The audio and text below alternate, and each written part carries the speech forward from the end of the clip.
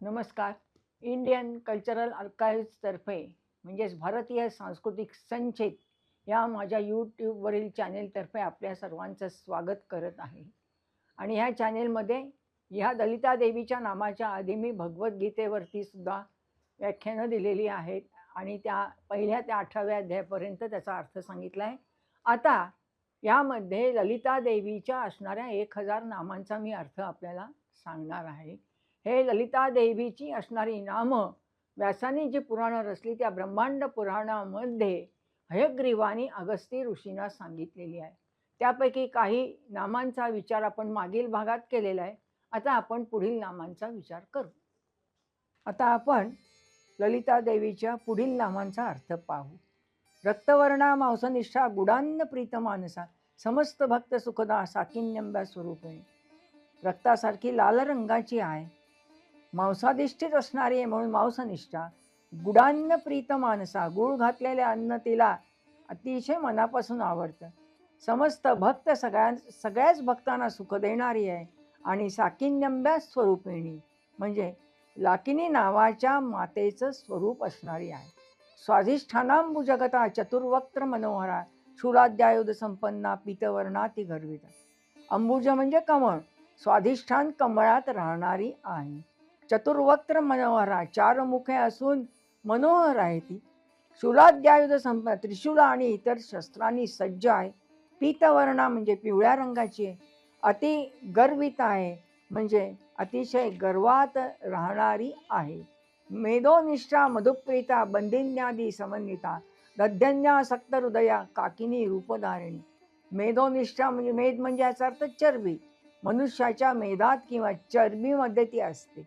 मधुप्रीता मधु याचा अर्थ मध, मध तिला आवडतो.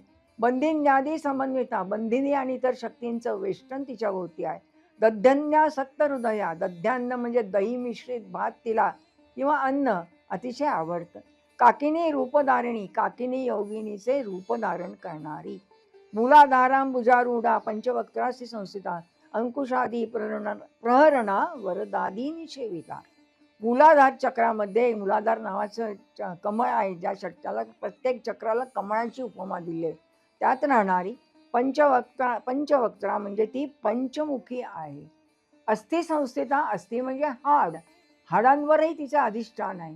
अंकुशादी प्रहरणा अंकुश आणि इतर शस्त्रे घेऊन ती सज्ज झालेली आहे. वरदादी निषेविता वरदा आणि अन्य दैवता तिच्या सेवेसाठी सज्ज असतात किंवा तयार असतात. मुद्गौदना सक्त चित्ता साकिन्यंब्या स्वरूपिणी आज्ञाचक्राब्ज निलया शुक्लवर्णा षडानना. मुद्गन म्हणजे काय? मूग. ओदन म्हणजे तांदूळ, शिजवलेले मूग तांदूळ म्हणजे मूग तांदूळ आणि मुगाची खिचडी तिला आवडते. साकिन्यंब्या स्वरूपिणी साकिनी मातेच्या स्वरूपात असणारी. आज्ञाचक्राब्ज निलया आज्ञाचक्र कमळावर राहणारी. निलय म्हणजे राहणारी. शुक्लवर्णा पांढऱ्या रंगाची. षडानना षड म्हणजे 6 आणि आनन म्हणजे मुख, 6 मुख असणारी. तिला 6 मुख आहेत असाही अर्थ आहे. भुवयांमध्ये असणाऱ्या आज्ञाचक्रातल्या कमळ जे आहे ना, त्या कमळामध्ये हाकिनी नावाची योगिनी असते, ते तिचं स्वरूप आहे. मज्जा संस्था हंसवती मुख्य शक्ती समन्वता हरिद्रांनाईक रसिका हाकिनी रूपधारिणी. मज्जा संस्था म्हणजे काय? मज्जा संस्थेवर म्हणजे आपल्या शरीरातल्या नर्वस सिस्टीमवर तिचं नियंत्रण असतं. हंसवती आपल्याला सगळ्यांना माहिती आहे, अनेक प्रकारचे मेंदूचे आजार होतात तेव्हा ती शक्ती क्षीण होते म्हणजे नियंत्रण जातं. हंसवती मुख्य शक्ती समन्विता हंसवतीसह इतर देवताही तिच्या सेवेसाठी सज्ज किंवा तयार आहेत. हरिद्रांनाईक हरिद्रा म्हणजे केशर, केशर घातलेलं अन्न तिला प्रिय आहे. हाकिनी रूपधारिणी हाकिनी देवीचे रूप धारण करणारी. सहस्रदल पद्मस्था सर्व वर्णोपशोभिता सर्व आयुधधरा शुक्ल संस्थिता सर्वतोमुखी. सहस्रदल कमलात राहणारी. सर्व वर्णोपशोभिता वर्ण म्हणजे रंग, सर्व रंगाने शोभिवंत आहे. सर्व आयुधधरा आयुध म्हणजे शस्त्र, सर्व आयुध धारण करणारी. शुक्ल संस्थिता शुक्ल म्हणजे वीर्य, शुक्ला म्हणजे वीर्य नावाच्या धातूत ती राहते. सर्वतोमुखी सर्वत्र मुख म्हणजे तोंड, तिची सर्व दिशांना तोंड आहेत, प्रत्येक दिशेकडे तोंड आहे तिचं. सर्वोदन प्रीत चित्ता साकिन्यंब्या स्वरूपिणी स्वाहा स्वदा मतिर्मेधा श्रुतिस्मृती अनुत्तमा. सर्वोदन म्हणजे सर्व प्रकारचं अन्न, म्हणजे सर्व प्रकारचा भात तिला आवडतो. दही भात आवडतो, केशरी भात आवडतो, मसाले भात आवडतो इत्यादी. साकिन्यंब्या स्वरूपिणी याकिनी मातेचे स्वरूप धारण करते. स्वाहा स्वदा मतिर्भेदा म्हटलेला आहे. स्वाहा स्वधा, स्वाहा म्हणजे स्वाहा देवता, स्वधा ही सुद्धा देवता आहे. अमती म्हणजे अविद्या, अज्ञान नाहीसं करते. मेधा म्हणजे बुद्धी, श्रुती म्हणजे वेद, स्मृती म्हणजे स्मृती आहे. तिच्याहून उत्तम कोणी, अनुत्तमा म्हणजे तिच्याहून उत्तम कोणीही नाही. आता स्वाहा आणि स्वधा याचा अर्थ काय आहे? यज्ञात देवांना आहुती देताना स्वाहा असं म्हटलं जात. इंद्राय स्वाहा, तो जन्मेजयाने सर्पयज्ञ केला ना, तेव्हा स्वाहा म्हटलं. स्वाहा याचा अर्थ अर्पण करणं. तक्षकाय स्वाहा, इंद्राय स्वाहा मंत्र म्हटलं जातं. तर पितरांना बोलवताना स्वधा असं म्हटलं जात. ती अमते म्हणजे ज्ञानरहित होती सुरुवातीला, तेव्हा कमी बुद्धीचे जीव निर्माण केले. हळूहळू बुद्धिमान लोक निर्माण झाले. मेधा म्हणजे व्यक्तिगत बुद्धी असा त्याचा अर्थ आहे. अनुत्तम म्हणजे सर्वोत्तम आहे. आणि स्मरणामध्ये सुद्धा तिचे स्वरूप आहे. ज्याची स्मरणशक्ती उत्तम आहे तो अतिशय हुशार किंवा विद्वान असं म्हटलं जात.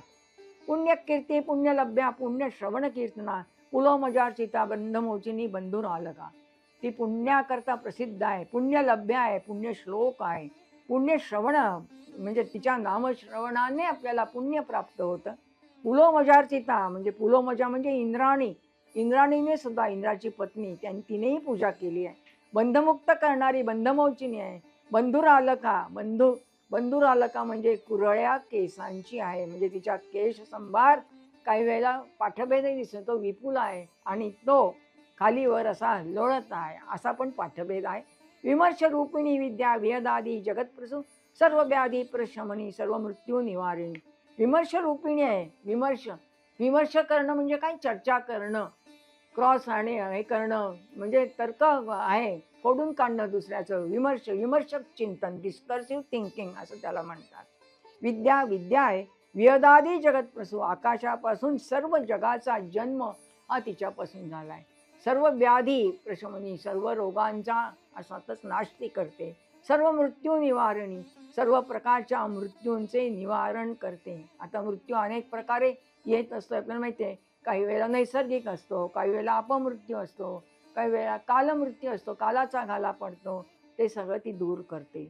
अग्रगण्या चिंत्यरूपा कलिकल्मषनाशिनी कात्यायनी कालहंत्री कमलाक्ष निषेविता. अग्रगण्या म्हणजे तिची गणना सर्वप्रथम करायला हवी. अचिंत्य रूप, तिच्या रूपाचं चिंतन करणं कठीण आहे, अशक्य आहे. कलिकल्मषनाशिनी, कल्मष याचा अर्थ पाप, कलियुगातील पाप ती नष्ट करते. कात्यायनी, कत नावाच्या ऋषीची मुलगी ती कात्यायनी. कालांतरी, काळाचा नाश करणारी. आणि कमलाक्ष निषेविता, कमलाक्ष म्हणजे विष्णू, कमळाप्रमाणे डोळे असणाऱ्या विष्णूने सुद्धा तिची उपासना केलेली आहे. तांबूलपूरित मुखी दाढी मी कुसुमप्रभा मृगाक्षी मोहिनी मुख्या मृडा आणि मित्ररूपिणी. तांबूलपूरित मुखी म्हणजे काय? पानाचा विडा. तिचे तोंड किंवा मुख हे पानाच्या विड्याने भरले आहे. दाढिमी कुसुम प्रभा, डाळिंब फळ म्हणजे डाळिंबाचं, डाळिंबाच्या फुलांप्रमाणे तिचा रंग आहे. मृगाक्षी, हरणाच्या डोळ्यांप्रमाणे डोळे असणारी. मोहिनी, मोह पाडणारी. मुख्य म्हणजे सर्वांच्या आधी जन्मलेली. मृडानी म्हणजे मृड याचा अर्थ शिव, शिवाची पत्नी ती मृडानी. मित्ररूपिणी म्हटलेलं आहे. मित्र म्हणजे सूर्य, सूर्याच्या 12 नावांमध्ये नमस्कार मित्राय नमः म्हटलेला आहे. तेव्हा मित्र म्हणजे सूर्य, सूर्याप्रमाणे ती तेजस्वी आहे. नित्यतृप्ता भक्तनिधीर निर्यंत्री निखिलेश्वरी मैत्र्यादी वासना लभ्या महाप्रलय साक्षिणी. ती नित्यतृप्त आहे, असमाधानी नाही, ती कायम तृप्त आहे. भक्तनिधी, भक्तांचा ठेवा असणारी. निर्यंत्री म्हटलंय, जगावर नियंत्रण ठेवणारी. निखिलेश्वरी, सर्वांची ती स्वामिनी आहे. मैत्र्यादी वासना लभ्या, लभ्या म्हणजे प्राप्ती. मैत्री, करुणा, मोद, उपेक्षा या 4 वासनांनी प्राप्ती होते. महाप्रलय साक्षिणी, महाप्रलयाची साक्षिणी आहे. प्रलय म्हणजे विश्वनाश पाहणारी आहे. सध्या सर्वत्र महापूर आलेला आहे, काही वेळेला भूकंपही येतो, ज्वालामुखी, या सगळ्यांना ती साक्षी आहे. महाप्रलय साक्षिणी.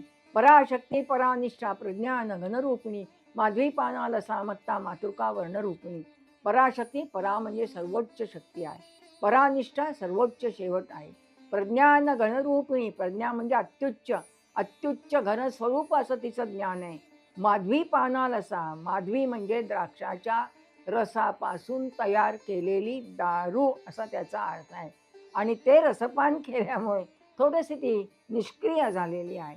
मत्ता, मत्ता म्हणजे त्यामुळे तिला धुंदी चढलेली आहे असा त्याचा अर्थ आहे. वर्ण आहे तिचा पांढरा रंग. देवी अक्षरांच्या रूपामध्ये मातृका वर्णरूपिणी, अ पासून न्य पर्यंत वर्ण आहे आणि ह्या सगळ्या त्यांचे वर्ण हे पांढऱ्या रंगाचे आहेत आणि त्या सगळ्या अक्षरांची निर्मिती तिची आहे. महाकैलास निलया मृडाल मृदुलोलता महनीया दयामूर्ती महासाम्राज्यशालिनी. महाकैलास हे निवासस्थान आहे. मृडाल मृदुलोलता, मृणाल म्हणजे कमलतंतू आणि मृदू म्हणजे कोमल असाही अर्थ आहे. तेव्हा त्याच्यामध्ये अर्थातच आपल्याला असं म्हणावं लागेल ब्रह्मरंध्रातही राहते.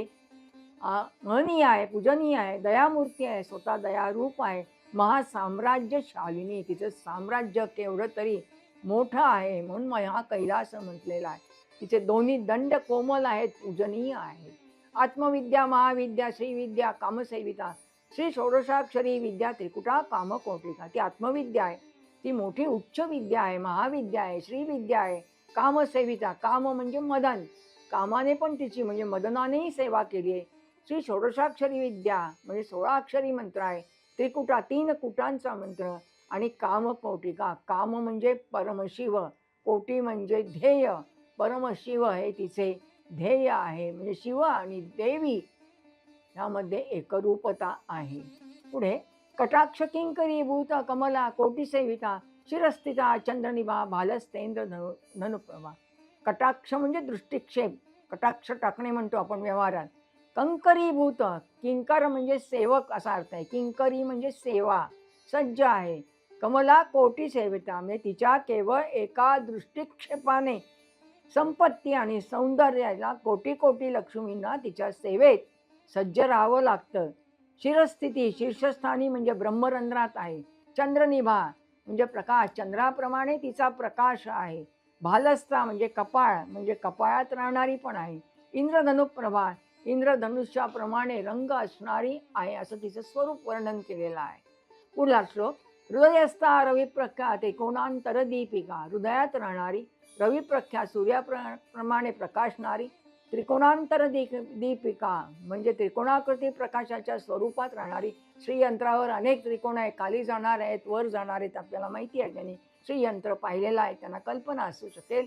दाक्षायणी म्हणजे दक्षाची कन्या, दैत्यांत्री म्हणजे दैत्यांचा वध करणारी आणि दक्षयज्ञ विनाशिनी, दक्षयज्ञाचा विनाश करणारी. अपमान झाल्यावर आपल्याला सगळ्यांना माहिती विनाश केलेला आहे, ती दक्षाच्या यज्ञाचा विध्वंस करते.